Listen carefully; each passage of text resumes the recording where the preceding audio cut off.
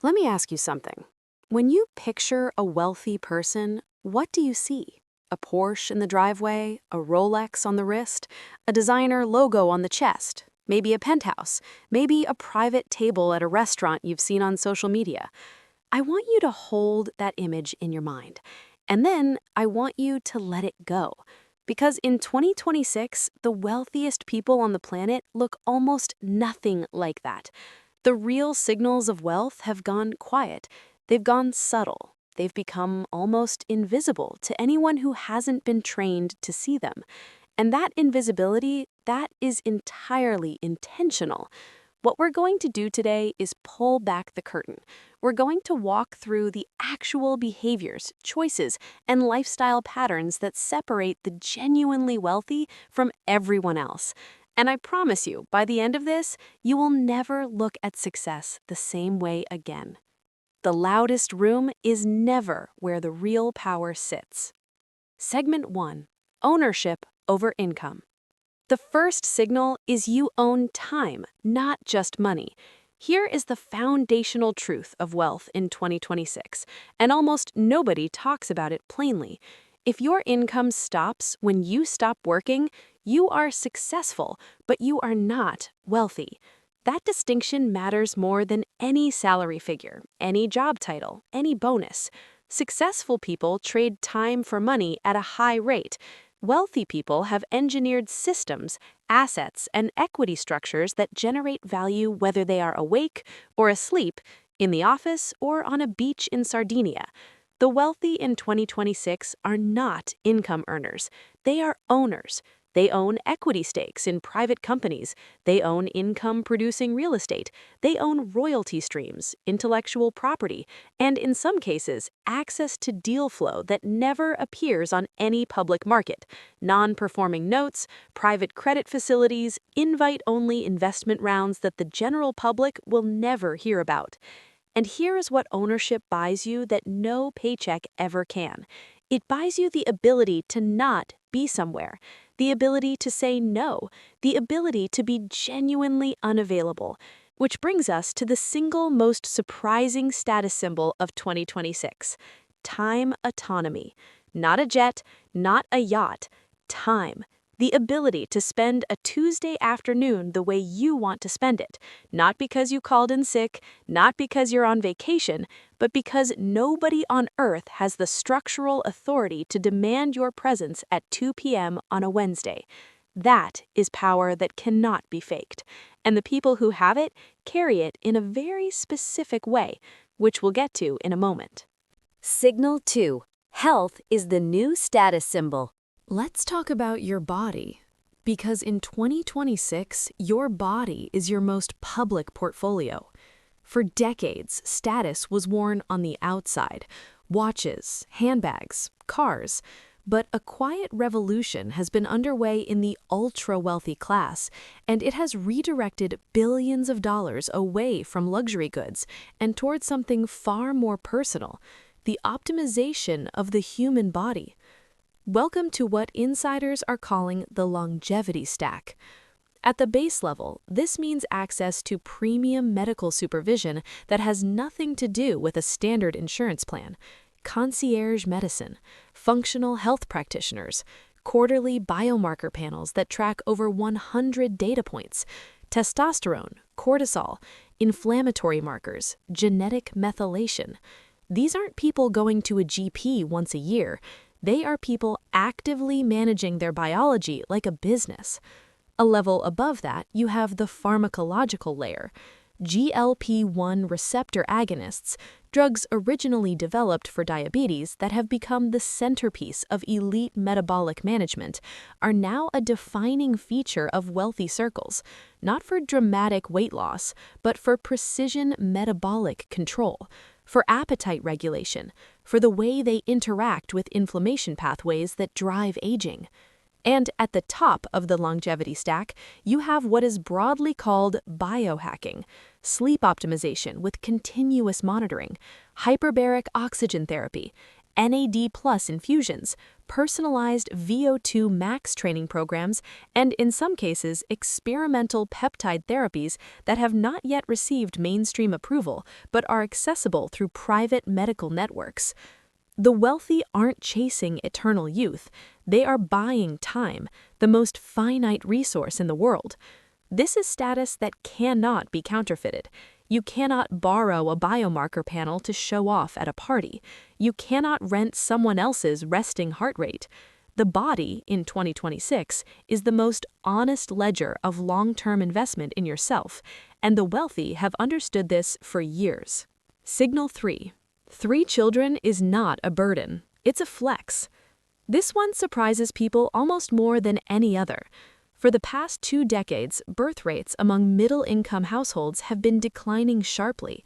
The reasons are well documented: economic anxiety, housing costs, the crushing weight of childcare, the opportunity cost of one parent stepping back from a career. For most families, children represent a financial constraint. They are budgeted for, planned around, worried about. But something strange is happening at the very top of the wealth distribution.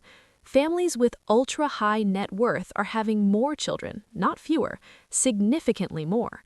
Economists and sociologists call this the Fertility J-Curve. At the lowest income levels, birth rates are high. In the middle, they crater. But at the very top, above $5 million in net worth, the curve begins to climb again. Why? Because at that level, children are not a financial burden. They are an expression of excess resources. Having 3, 4, even 5 children when you have the wealth to provide each of them with private schooling, dedicated tutoring, elite extracurricular programs, and a parent who is fully present at home, that is the ultimate signal that you are not resource constrained, that you are not optimizing around money. And this connects directly to another data point that very few people talk about. 68% of households with a net worth over $5 million have one parent who does not work outside the home, not because they can't, but because they have made the deliberate, strategic decision to optimize the quality of their children's upbringing rather than maximize marginal income growth. Think about what that signals. It signals that your household doesn't need both incomes. It signals that you have chosen human capital investment over marginal income growth. It signals control, not just over money, but over time, over environment, over the formative years of the next generation. For the middle class, a stay-at-home parent is often a sacrifice. For the ultra-wealthy, it is a strategy. Signal 4. The shift from PR to narrative control. Here's something that has changed dramatically in the last 3 years. The wealthy used to hire publicists. They used to care about press. They used to want their names in Forbes, in the business pages, in the room where things were announced. That era is quietly ending. In 2026, the sophisticated wealthy are doing something entirely different. They are engineering their digital footprints with surgical precision, not to attract attention, but to protect themselves from it. This is called narrative insulation. The goal is not fame. The goal is signal clarity. When someone searches your name, what do they find? Is the story coherent? Does it communicate competence, intentionality, and a clear point of view? Does it crowd out the noise, the misquotes, the outdated affiliations, the takes from 5 years ago that no longer represent who you are? The ultra-wealthy are investing in deep content strategies, long-form essays, curated interviews, selective speaking engagements, not to build personal brands in the influencer sense, but to create a controlled information environment around their identity, to become, in the eyes of the world, exactly who they intend to be seen as. This is the opposite of oversharing. It is radical editorial control. The wealthy understand something the middle class is still learning. Everything you put online is either an asset or a liability. There is no neutral territory. The most dangerous thing you can do in 2026 is have no narrative at all. Someone else will write one for you. And so they write their own, quietly, carefully, with people whose job it is to think about this full time. Signal 5. Rushing is a middle-class disease. I want you to pay close attention the next time you are in a room with someone genuinely powerful. Watch how they move. Watch how they speak. Watch how they respond to questions. They are not in a hurry. They speak slowly, deliberately. They let silence sit without discomfort. They do not check their phones in the middle of conversations. They are not watching the clock. They do not apologize for taking a moment to think before they respond. This is not an affectation. It is a physical manifestation of time autonomy. When your livelihood depends on your availability, when missing a call means missing a deal, when being late means losing a client, you are always running. You are always slightly behind. You carry urgency in your body language, in your posture, in the speed of your words. The wealthy have exited that system. They are available during business hours not because they have to be, but because they want to be. They are not available at 11 p.m. because nothing in their financial architecture requires it. Being genuinely unhurried is perhaps the most difficult status signal to fake because it requires the actual elimination of the underlying pressure that creates urgency. You cannot put on slowness like a coat. It either comes from a structural reality, from owning your time, or it doesn't come at all. And so when you see someone who moves through the world without that low hum of anxiety underneath every interaction, understand what you are seeing. You are seeing someone who has solved a problem that most people never solve. Signal 6. You choose your climate. Here is a simple question. Where do you live? For most people, that question is answered by where was I born, where did I go to school, where is my job, what can I afford? Geography is a constraint system. It is something that happens to you. For the ultra-wealthy, geography is a choice portfolio. In 2026, one of the clearest markers of genuine wealth is the possession of multiple passports and the behavioral pattern that comes with them, what those in elite circles call chasing summer. The ability to follow optimal climate, optimal culture, optimal regulatory environment, optimal tax structure across the year. A primary residence in one country, a secondary property in another, and the legal infrastructure to move between them without friction.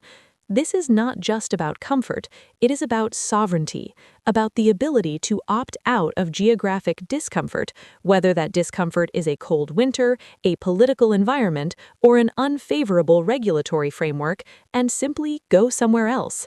Multiple citizenships, multiple residences, multiple time zones worth of optionality. This is what true mobility looks like, and it is inaccessible not just financially, but logistically to the vast majority of people who have never had to think about it as a category. When a person can genuinely say, I'll be in Lisbon through March, then the Cayman Islands through June, and back to Singapore for Q3, they are not bragging about travel. They are describing an architecture of life that has no geographic ceiling. And that architecture, more than any single asset, signals complete freedom from constraint. Signal 7. Why the wealthy are optimistic, and it has nothing to do with naivete. Here is something worth sitting with. The wealthy are, as a class, strikingly optimistic about the future, optimistic about markets, optimistic about technology, optimistic about their own capacity to navigate uncertainty. And when people without wealth observe this, they often interpret it as ignorance, as privilege blindness, as not understanding how hard things are for everyone else. That interpretation is wrong. The wealthy are optimistic not because they are naive, but because they own the upside of the economy. When markets grow, they grow. When technology disrupts industries, they have already positioned themselves in the disrupting sector. When inflation rises, their asset values tend to rise with it. They have structured their financial lives such that positive macro trends benefit them directly. Contrast this to the psychological experience of living paycheck to paycheck, or even middle-class salary to middle-class salary. In that position, economic uncertainty is a genuine threat. A market downturn isn't a 401k going backwards. A rising cost of living isn't offset by rising asset values. It's just a higher grocery bill. Pessimism, in that context, is rational. It is a realistic assessment of risk exposure. But there is a cost, and the wealthy understand this cost in a way that the middle class often doesn't. Chronic pessimism is a luxury tax. It narrows the aperture of opportunity. It slows decision-making. It costs compounding years of inaction dressed up as caution.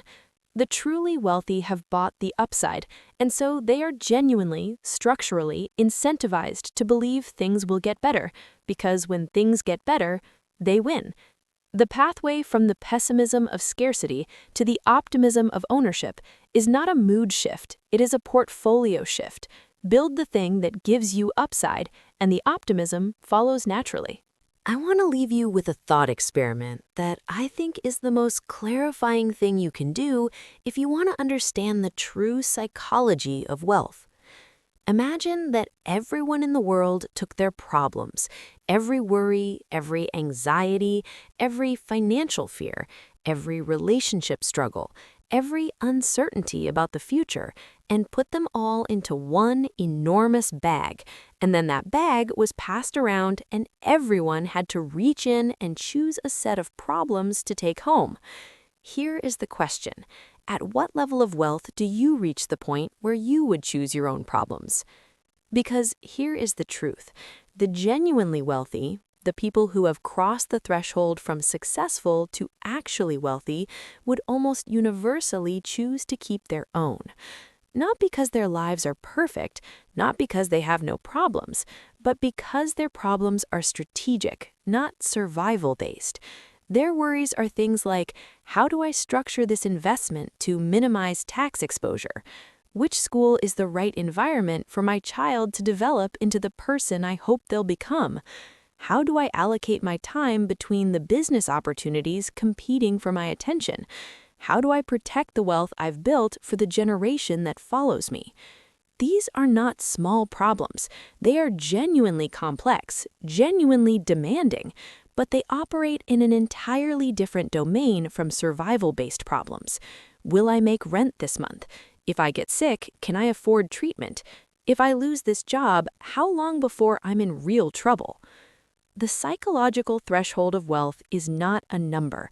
It is the moment when your problem set permanently shifts from survival to strategy. And the people who have crossed that threshold know it with a clarity that no net worth figure could capture. They know it because the low-frequency hum of existential financial anxiety, the thing that sits underneath almost every decision most people make, is simply gone. Strategic problems are a privilege. The wealthy know this, and they protect that privilege with everything they have. From participant to owner, the only move that matters. So let's bring this together. We've walked through 6 silent signals of wealth in 2026. Time autonomy, the longevity stack, the fertility J-Curve, narrative insulation, the unhurried pace, climate and geographic sovereignty, strategic optimism, and the ultimate psychological threshold, the moment when your problems become worth keeping. Every single one of these signals has something in common. They are not the result of a high salary. They are the result of ownership. Here is the distinction that I want you to carry out of this video and into every financial decision you make. A participant in the economy works within the system. They trade hours for dollars. They optimize their position inside a structure that someone else built and someone else owns. Participants can be very successful. They can earn significant salaries, accumulate savings, live comfortable lives. But an owner of the economy builds and holds the structures. They capture the compounding value of assets rather than just the linear value of time. They sit on the right side of the cash flow ledger, the side where money works for them rather than the side where they work for money. The wealthiest people in 2026 are owners. They own equity, they own assets, they own systems. they own their time.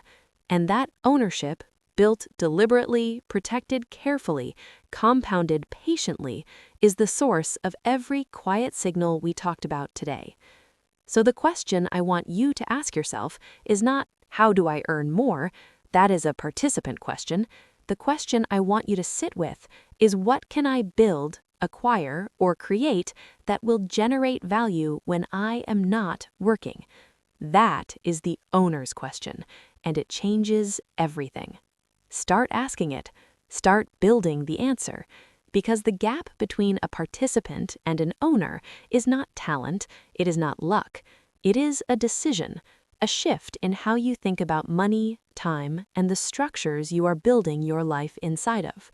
Make the shift, build the thing, and own the upside. The signals are waiting for you to earn them.